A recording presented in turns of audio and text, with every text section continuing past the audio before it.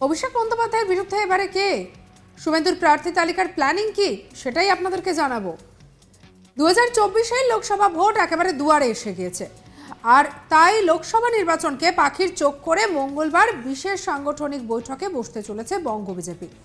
অভিষেক বন্দ্যোপাধ্যায়ের বিরুদ্ধে কাকে দাঁড় করানো হবে? সম্প্রতি বঙ্গ সফরে এসে অমিত শাহ বাংলা থেকে 42টি আসনের মধ্যে 35টি আসনে লক্ষ্যমাত্রা বেঁধে দেওয়ার জন্য তড়িঘড়ি নিয়ে নিয়েছেন, আর তার কথা অনুযায়ী রাজ্য কমিটিও একেবারে কাজ করতে ব্যস্ত। আর মঙ্গলবার দিন ফের একদিকে যখন সংগঠনকে একেবারে শক্তিশালী কিভাবে করা যায়, তার পাশাপাশি রাজ্য জুড়ে আন্দোলনের রূপরেখাকে বাস্তবায়ন কোন পথে করা হবে সে ব্যাপারে যখন একেবারে বৈঠক আলোচনা হবে, তখন 2024 সালে লোকসভা ভোটের প্রচার সহ রণকৌশল স্থির হবে বলেই মনে করা হচ্ছে। জানা যাচ্ছে মঙ্গলবার নিউ টাউনের একটি 5 তারা হোটেলে দফায় দফায় আলোচনা সারবেন রাজ্য নেতৃত্ব। আর এই বৈঠকে উপস্থিত থাকবেন পদ্ম শিবিরের সমস্ত সাংসদ থেকে শুরু করে বিধায়কেরা। তাদের প্রত্যেককে জরুরি তলব করাও হয়েছে। বৈঠকে উপস্থিত থাকবেন বিজেপির রাজ্য সভাপতি সুকান্ত মজুমদার, বিরোধী দলনেতা শুভেন্দু অধিকারী, বিজেপি সাংসদ দিলীপ থেকে শুরু করে এদিকে রাজ্য কমিটির শীর্ষ নেতৃত্বরাও থাকবেন। তবে এই আলোচনায় কি বৈঠক হবে, 2024-এর 42-এর আসন কাকে কাকে সেখানে দাঁড় করানো হবে, তার প্রাথমিক খসড়া কি মঙ্গলবারই ঠিক করে ফেলবেন, তা নিয়ে কিন্তু ইতিমধ্যে প্রবল চর্চা শুরু হয়ে গিয়েছে।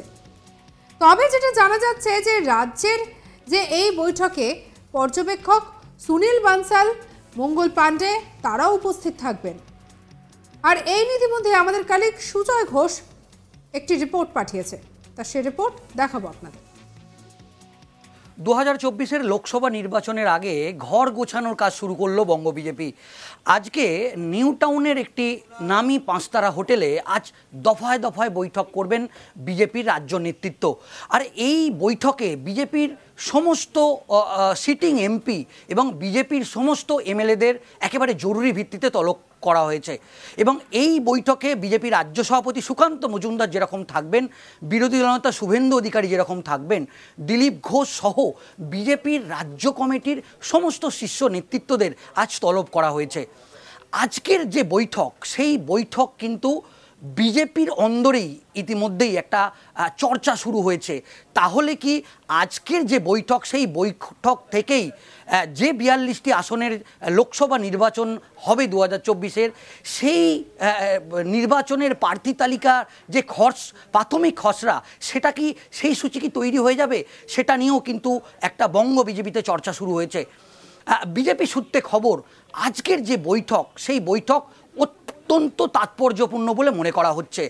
কারণ একেবারে এই 42টি লোকসভা আর এক একটি কেন্দ্র ধরে ধরে বিজেপির কেন্দ্রীয় যে পর্যবেক্ষকরা আজকে থাকবেন, তারা সেই লোকসভা কেন্দ্রের যারা জোন অবজারভার, যারা জেলার পর্যবেক্ষক এবং যারা সেই লোকসভা কেন্দ্রের দায়িত্বে আছে, তাদেরকে একেবারে এক একজন করে 1 বাই 1 করে তার থেকে সংগঠনের কি অবস্থা, সেই লোকসভা কেন্দ্রে বিজেপির সংগঠনের কি অবস্থা, সেই বিষয়টা জেনে নেবে। এবং আরেকটি বিষয় খুবই গুরুত্বপূর্ণ, মূলত বুস্তরের বিজেপির সংগঠন কি, সেই বিষয়ে আজকে বিজেপির কেন্দ্রীয় নেতৃত্বরা একেবারে রিপোর্ট চাইবে রাজ্য নেতৃত্বের পক্ষ থেকে। গতকালই বিজেপির কেন্দ্রীয় নেতৃত্ব একেবারে সুকান্ত মজুমদার সহ বিজেপির সাধারণ সম্পাদকদের, জগন্নাথ চট্টোপাধ্যায় থেকে শুরু করে বিজেপির 5 জন সাধারণ সম্পাদককে একেবারে হুইপ জারি করেছেন যে তারা যেন আজকের যে 42টি লোকসভা নির্বাচন হবে 2024-এ, তার বিস্তারিত রিপোর্ট যেন আজকে তুলে দেয়। মূলত আজকের যে বৈঠক, মূলত ঘর গোছাতে শুরু করলো বিজেপি। একেবারে বিজেপি সমস্ত এমএলএদেরও আজকের বৈঠকে তলব করা হয়েছে। এক একজন এমএলএকে তার বিধানসভা কেন্দ্রের সংগঠনের কি অবস্থা এবং বুথ স্তরের কি সংগঠনের অবস্থা, সেই বিষয়ে কেন্দ্রীয় নেতৃত্ব অমিত মালব্য, মঙ্গল পাণ্ডে, আশা লাকড়ে তারা একেবারে বুঝে নিতে চাইবে। এবং আজকের যে বৈঠক, সেই বৈঠকের নির্যাস, সেই বৈঠকের সংগঠনের যে অবস্থা, সেই সমস্ত রিপোর্ট একেবারে সরাসরি পাঠিয়ে দেওয়া হবে কেন্দ্রীয় স্বরাষ্ট্রমন্ত্রী অমিত শাহ এবং বিজেপি সর্বভারতীয় সভাপতি জেপি নাড্ডা।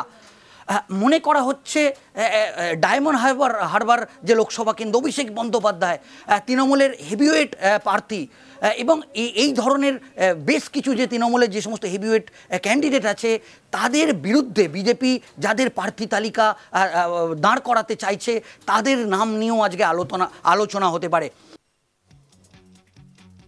রাজ্য এবং জেলা স্তরের সাংগঠনিক নেতা, এমএলএ, এমপিদের মধ্যে সমন্বয় রেখে কাজ করার বার্তাও দেওয়া হয়েছে।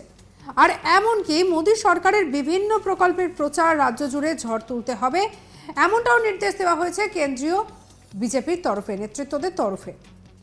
আর এই নিয়ে ইতিমধ্যে আমাদের কালেক্ট রিপোর্ট পাঠিয়েছে, দেখাবো।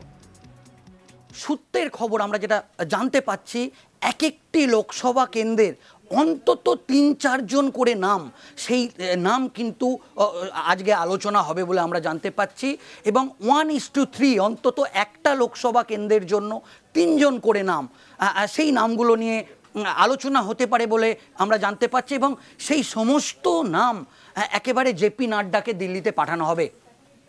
এবং আজকের যে বৈঠক, সেই বৈঠকে পুরো কেন্দ্রীয় নেতৃত্ব বুঝে নিতে চাইছে যে বাংলার যে 42টি যে লোকসভা কেন্দ্র আছে সেখানে বিজেপির সংগঠনের হাল কতটা, কি অবস্থা, সংগঠনটা কি অবস্থায় চলছে। এবং আজকে আরেকটি খুব গুরুত্বপূর্ণ বিষয় যেটা আমরা সূত্র জানতে পাচ্ছি যে 2024-এর লোকসভা নির্বাচনে কোন ইস্যুতে দল আগামী দিনে রাস্তায় নামবে, এবং একেবারে রণকৌশল মনে করা হচ্ছে স্থির করা হবে। এবং 2024-এর লোকসভা নির্বাচনের আগে আজকে একেবারে নীল নকশা, সেই নীল নকশা তৈরি করে দেওয়া হবে। এবং ইতিমধ্যেই আমরা যেটা সূত্র জানতে পাচ্ছি, দিল্লি থেকে একাধিক বেসরকারি সংস্থা তারা কিন্তু ইতিমধ্যেই তারা রাজ্যে পৌঁছেছে, তারা বিভিন্ন বিষয়ে সমীক্ষা শুরু করেছে। সেখানে কোন প্রার্থীর নাম, যে প্রার্থীর নাম যেগুলো উঠে আসবে সেগুলো নিয়েও আজকে কেন্দ্রীয় নেতৃত্ব তারা কিন্তু আলোচনা করবে। এবং আজকের যে বৈঠক, সেই বৈঠক 2024-এর লোকসভা নির্বাচনের আগে খুবই তাৎপর্যপূর্ণ, কারণ তারা লাগাতারভাবে দফায় দফায় তারা বৈঠক করছে। মূলত রণকৌশল তারা স্থির করতে চাইছে, একদিকে কিভাবে 2024-এর লোকসভা নির্বাচনে তারা প্রচার করবে, এবং মূলত আজকে যে প্রার্থী তালিকা, সেই প্রার্থী তালিকা নিয়ে একেবারে চূড়ান্ত রণকৌশল এবং নীল নকশা তৈরি হবে। টার্গেট কিন্তু 2024-এর লোকসভা নির্বাচন, এবং কেন্দ্রীয় স্বরাষ্ট্রমন্ত্রী অমিত শাহের যে 35টি আসনের যে টার্গেট বেঁধে দেওয়া হয়েছে, সেই 35টি আসন একেবারে ধরে ধরে আজকে আলোচনা হবে বলে আমরা জানতে পারছি।